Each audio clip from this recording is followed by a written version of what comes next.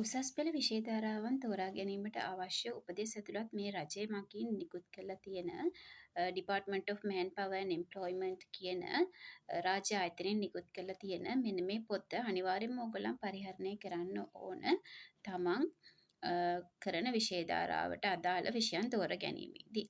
එතකොට මේකේ තියෙනවා අපස උසස් පෙළ සඳහා පෙනී සිටින පුළුවන් විෂය ධාරාවන් උසස් පෙළ ප්‍රධාන විෂය ධාරාවන් අතරින් අපි කතා කරමු ප්‍රධාන වශයෙන්ම වාණිජ්‍ය විෂය ධාරාවට අදාළව කොහොමද විෂයන් තෝරගන්නේ කියන එක.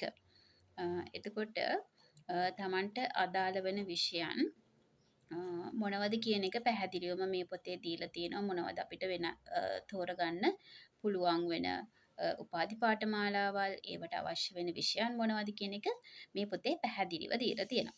එතකොට මේකේ තියෙනවා වාණිජ්‍යවේදී විෂය ධාරාවට අදාළව ජයවර්ධනපුර විශ්වවිද්‍යාලයේ ඇති පාඨමාලා. නමුත් ඊට අමතරව තවත් විශ්වවිද්‍යාලවල පාඨමාලාවන් තියෙනවා. කොළඹ විශ්වවිද්‍යාලය, මොරටුව විශ්වවිද්‍යාලය, සබරගමුව, පේරාදෙණිය ආදී විවිධ විශ්වවිද්‍යාලවල විවිධ පාඨමාලා තියෙනවා.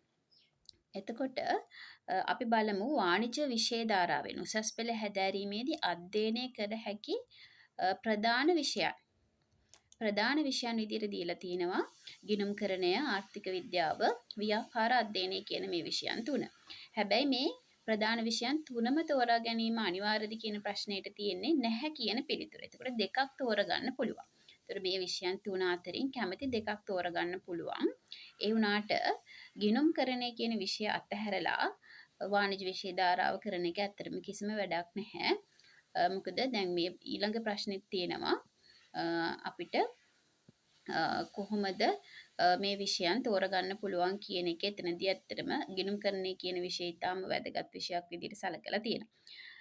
ඊට අමතරව අනිත් විෂයන් දෙකෙන් එකක් තෝරගන්න පුළුවන්. ඒ වෙනුවට ඔයගලන්ට කරන්න පුළුවන් විකල්ප විෂයන් විදිහට දක්වලා තියෙනවා. ව්‍යාපාර සංඛ්‍යානය, භූගෝල විද්‍යාව, දේශපාලන විද්‍යාව, ඉතිහාසය, තර්ක ශාස්ත්‍රය හා විද්‍යාත්මක ක්‍රමය, කෘෂි විද්‍යාව, ගණිතය හෝ සංයුක්ත ගණිතය, තොරතුරු හා sannivedana තාක්ෂණය, ඉංග්‍රීසි, ජර්මන්, ප්‍රංශ. එතකොට ඔයගලන්ට මේ ගිණුම්කරණය, ආර්ථික විද්‍යාව, ව්‍යාපාර සංඛ්‍යානය වගේ සබ්ජෙක්ට් කම්බිනේෂන් එකකට යන්න පුළුවන්. ඔයාට හොඳ ගණිතමය දැනුමක් තියෙනවා නම් සහ ඔයා ගණන් හදන්නයි පාඩම් කරන්නයි දෙකටම කැමති නම්. පාඩම් කරන්න කැමති නම් ව්‍යාපාර අධ්‍යයනය කියන විෂය තෝරගන්න පුළුවන්. හැබැයි මම රෙකමන්ඩ් කරනවා ඔයගොල්ලෝ ගණන් ආශ්‍රිතව කැමති ළමයෙක් නම් ව්‍යාපාර සංඛ්‍යානය කියන විෂය කරන්න අනිවාර්යයෙන්ම ඉදිරියේදී අවශ්‍ය වෙනවා.